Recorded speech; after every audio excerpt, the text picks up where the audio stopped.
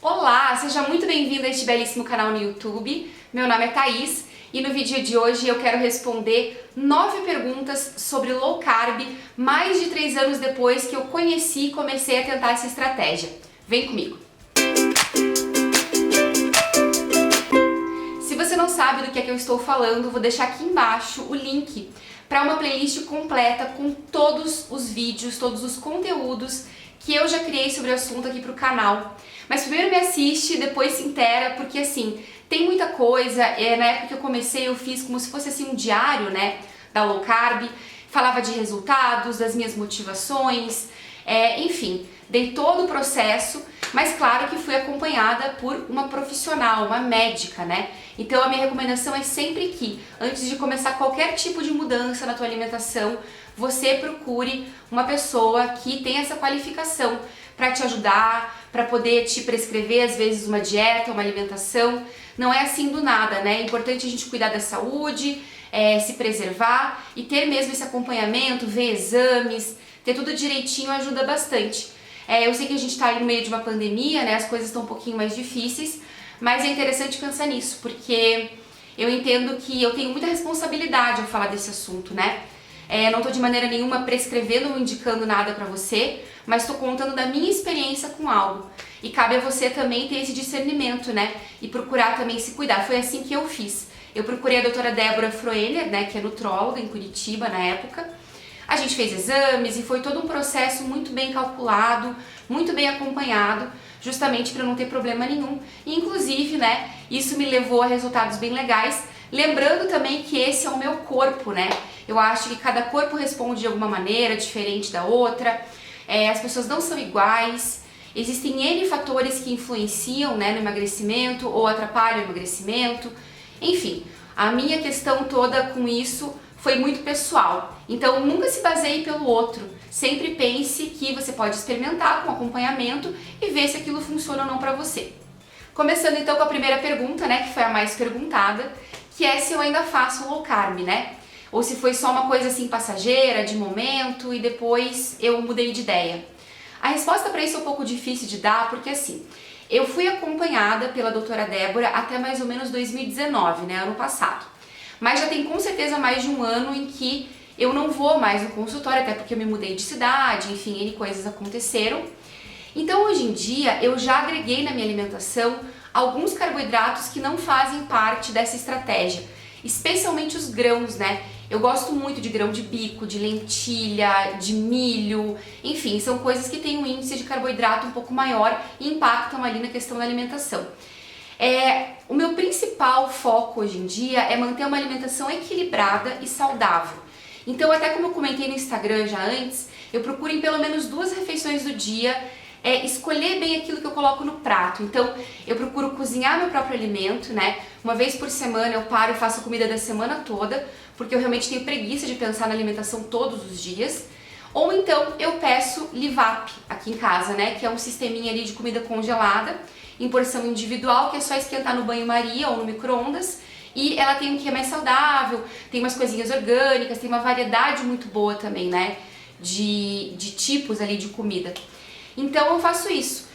O meu foco mesmo é comer saudável e com uma certa diversidade. Então não dá pra dizer que eu levo ao low carb tipo ao pé da letra. Algumas refeições que eu faço acabam sendo low carb, porque, por exemplo, eu gosto muito daquele arroz de couve-flor. Não é arroz normal, né? Então ali com uma carne e mais uma salada, ou então, por exemplo, um vegetal, pronto, né? Já tô com uma refeição low carb naquele momento. Mas não é uma coisa que eu fique assim, pensando muito, controlando muito, assim, eu procuro comer aquilo que eu gosto, e eu acho que uma das grandes vantagens também da low carb é que você come uma quantidade muito boa, né, de legumes, de vegetais, enfim, verduras, e isso dá uma diversidade na alimentação e também mexe um pouco com o teu paladar, né, precisa experimentar coisas novas, enfim, continuar tentando, né, comer uma diversidade legal ali dentro, e isso eu acho que eu consigo fazer. E claro, estou aqui, né, em isolamento de quarentena, então como sim meus docinhos, faço meu brigadeiro de paçoca, o meu beijinho, que muita gente também veio perguntar, tomo meu vinhozinho, eu tento fazer uma vida normal, eu não me privo de comer as coisas que eu gosto, mas eu também evito de ficar numas só de porcaria, assim, só de coisa industrializada. Uma época, inclusive, durante esse período aí da quarentena eu tava meio que assim, e isso não tava me fazendo bem, tava impactando em outras coisas da saúde, e aí eu voltei, né, a me controlar um pouco mais e deixar mesmo minha alimentação mais limpa, mas assim, com as folguinhas aqui e lá, porque eu também sou filha de Deus. E isso me leva à segunda pergunta, que é por quanto tempo eu fiz a low carb e quanto que eu emagreci, né? Eu devo ter feito acompanhada mais ou menos uns 2 anos, um pouco menos, né? Foi de maio de 2017 até acho que o início de 2019, não tenho muita certeza. Mas assim, depois que eu parei de acompanhar, eu passei só a me pesar eventualmente. Isso não diz muita coisa, né? Quando você vai ao médico ou ao nutricionista, você consegue ter um controle pela bioimpedância ou por dobras e tal, de quanta gordura você perdeu, né? Que isso que é o mais importante se você tá num processo de emagrecimento, né? Se você quer emagrecer, né? Então, colocando dessa forma, os registros que eu tenho aqui, que eu consegui encontrar, é de que eu comecei em maio de 2017, pesando 82 quilos, com 32,8 quilos de gordura. E a última vez que eu tenho registro aqui, então, eu estava com 70,3 quilos de peso total, sendo 19,7 quilos de gordura. Então, minha gordura diminuiu de 40% a porcentagem para 28% de gordura corporal. Hoje em dia, eu me peso muito eventualmente, especialmente agora na quarentena, eu não tô assim, numa vibe de ficar muito em cima disso. E da última vez que eu me pesei, eu tinha engordado, né, tinha aumentado alguns quilos no meu peso da balança. Eu estabilizei nesses anos todos, assim, desde o ano passado, enfim, que eu tinha parado de fazer acompanhamento, em mais ou menos uns 72, 73 quilos, que era o meu peso ali, tipo, habitual, assim, que eu acho que o meu corpo foi programado pra ter. E aí eu me pesei esses tempos, eu tava também no período pré-menstrual, eu tava com 75 quilos. Mas eu entendo super, assim, que tem muito do momento, tem a fase do mês que você tá também que influencia, mas eu tenho certeza absoluta de que eu perdi massa magra, porque eu parei de me exercitar no passado, né? Depois com a questão da mudança, daí veio a pandemia também, daí eu parei de ir pra academia. E acho também que eu ganhei gordura, né? Que a questão toda ali do peso em gordura deve ter aumentado, porque eu sinto, né, nas roupas e tal. Mas não foi assim, não posso dizer que eu tive um efeito rebote, que eu parei de fazer alimentação e daí eu engordei tudo de novo. Pelo menos no meu organismo, é como se eu tivesse num peso ou num padrão corporal pessoal, né, meu, que tava fora do meu comum, assim. E depois que eu cheguei no meu comum, no meu peso habitual, pronto, meio que estacionei nele, assim, com pequenas exceções de mais ou de menos, dependendo da época. Então, assim, de me lembrar de me pesar, eu acho que agora esses 75 quilos foi, tipo, o maior que eu vi na balança. Mas eu também realmente não uso isso muito em consideração, justamente pela questão da proporção massa magra e gordura, e também porque, assim, estou numa fase diferente, né? Estou sem me exercitar, agora tenho feito yoga 2 vezes por semana, trouxe, né, a esteira de Curitiba que eu tinha parada na casa dos meus pais, consegui fazer um manejo para ela vir para São Paulo, então ela tá aqui na minha cozinha, não comecei a usar ainda. Mas enfim, o planejamento é voltar a fazer exercício, porque eu sei que isso também contribui, né? Se você quiser manter o peso, ou então até mesmo emagrecer, enfim. Eu tô satisfeita, eu tô tranquila, entendo esse momento, e pra mim tá sossegado desse jeito, assim, sem muitas neuroses também. Terceira pergunta, se eu usei alguma outra estratégia complementar para emagrecer. É muito curioso, porque quando eu fiz a low carb, tipo ao pé da letra mesmo, eu emagreci muitos quilos, sendo só a alimentação, minha principal fonte ali. Eu limpei a alimentação, passei a comer mais vegetais, mais verduras e as proteínas e emagreci muitos quilos. Então, depois disso, eu agreguei os exercícios físicos que ajudaram muito na minha massa magra, na minha constituição corporal. Ainda que no emagrecimento, só com a low carb, eu não tenha perdido tanta massa magra. Tem vídeos que eu falo sobre isso também que eu acho que é legal você acompanhar.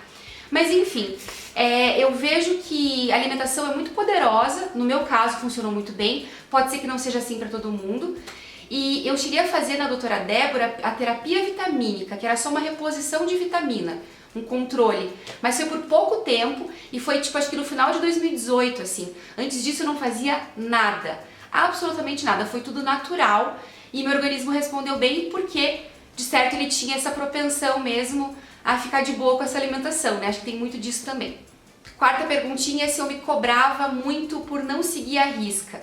E quem me acompanhou por aqui durante o período, ou então até no Instagram, sabe que eu furava muitas vezes, que eu comia as coisas que eu gostava de vez em quando, mas quando eu conseguia manter uma regularidade, a disciplina, né, que é a chave do negócio, eu realmente tinha resultados melhores, né?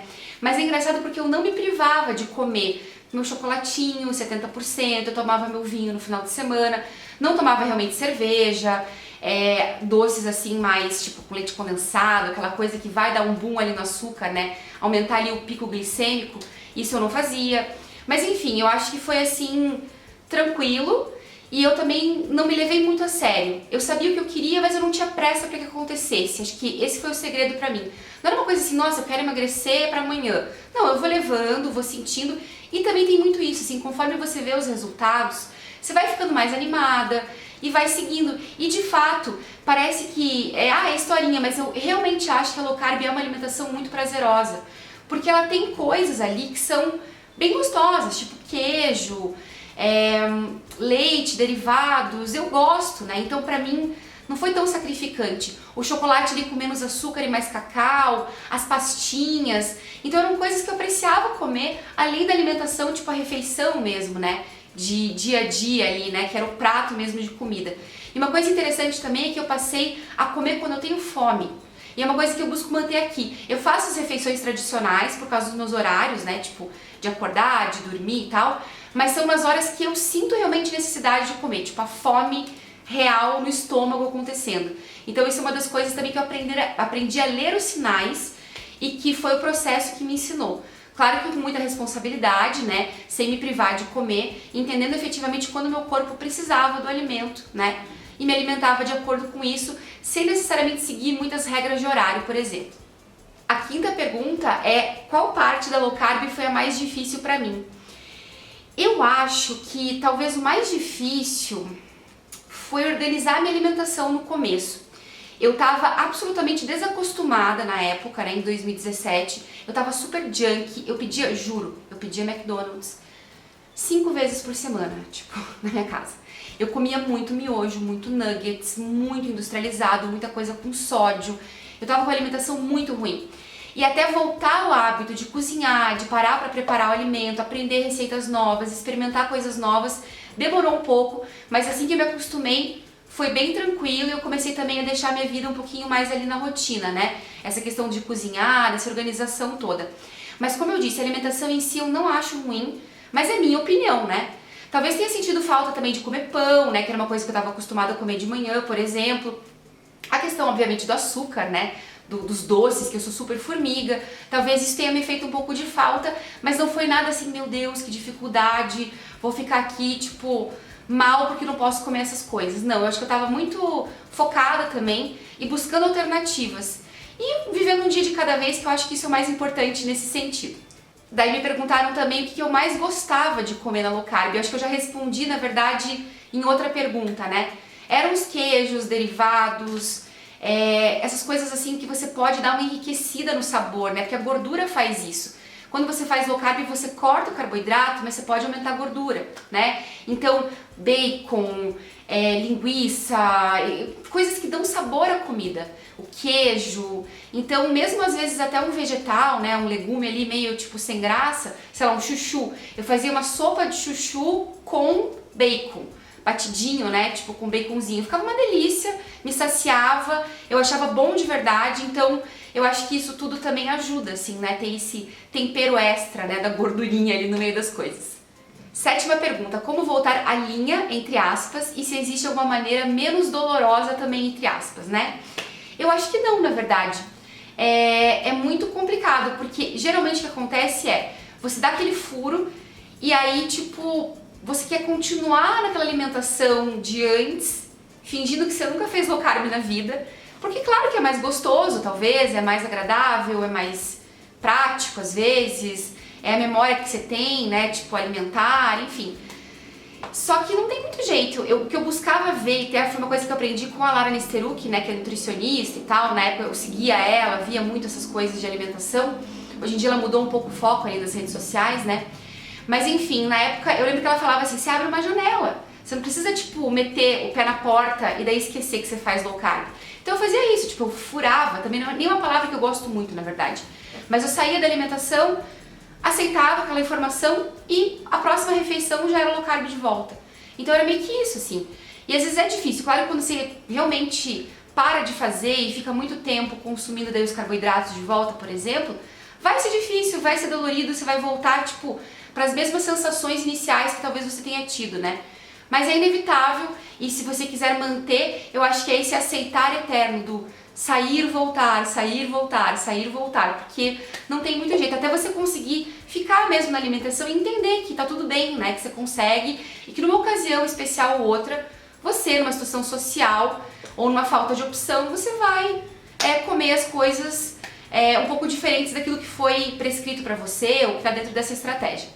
Outra pergunta super feita foi sobre o café da manhã low carb, como é que faz pra esquecer que o pãozinho existe, o que eu comia. Olha, eu fiz muito ovo cozido e eu comia com gosto, porque eu gostava realmente de ovo cozido. Hoje em dia eu não posso ver. Assim, acho que daqui a um tempo talvez eu volte a gostar, mas acho que eu comi tanto no café da manhã, às vezes por preguiça de fazer outra coisa, que assim, tipo... Meu Deus, mas eu comia muito pão low carb também, que é feito com farinhas específicas, né? Não é farinha de trigo. Em Curitiba eu comprava da Aleca, mas tem várias marcas que fazem, né? A Club Life também tem um pão maravilhoso low carb, que é uma delicinha. E às vezes eu fazia também tipo um bolinho de caneca low carb, ou fazia um pãozinho de caneca low carb. Fazia essas opções assim. Mas eu acho que é uma questão de procurar. As pessoas também ficam, mas e as receitas? O que você fazia? Cara, eu digitava efetivamente na internet aquilo que eu queria, mais a palavra low carb. Claro, com um pequeno conhecimento que eu tinha, avaliava se era low carb de verdade ou se não era um low carb meio fajuto e tentava a receita em casa. Então é o que eu recomendo pra vocês, assim. Geralmente eu nem, tipo, ficava muito assim, vou seguir uma pessoa que faz receitas assim. Não. Eu jogava no Google, via o que aparecia e mandava bala.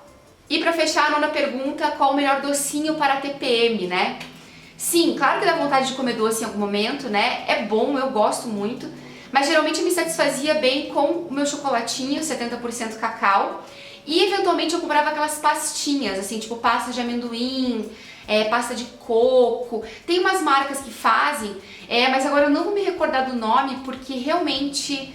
Faz muito tempo que eu não compro, assim. Mas é legal dar uma procurada, porque algumas pastinhas desse tipo têm zero açúcar, são gostosas e dão ali uma incrementada, dão uma enfeitada ali no morango, por exemplo, né, numa fruta que se encaixa dentro da alimentação. Então era assim que eu fazia. E pra mim ficava tudo certo, tipo, não ficava mal mesmo. Eu acho que essa questão é você internalizar o negócio, se sentir bem com aquilo, se identificar com o tipo de alimentação e ter sempre realmente um acompanhamento profissional. Nada de loucura, sempre se pergunte se você quer emagrecer, por que você quer emagrecer, da onde está vindo isso. Tenha a tua cabeça, o psicológico no lugar primeiro, sabe? Eu me sinto realmente muito responsável por isso, porque eu tava com a cabeça boa, sabe? Foi um porquê muito bem estabelecido dentro de mim. E por isso hoje em dia talvez, né, as coisas estejam tão tranquilas e foram tranquilas na época. Mas se a gente começar uma coisa mal, por razões erradas, a chance disso dar errado também é muito grande, não só em termos de resultado, mas também de como você vai se sentir. Então olhe pra si, cuide de si, da sua cabecinha e aí passe a buscar ajuda para poder continuar. Eu espero muito que você tenha gostado desse vídeo, espero ter respondido os questionamentos. Lembrando então que tem essa playlist aí completa. E acho que é isso. Espero que você tenha curtido então. Um grande beijo e até o próximo vídeo.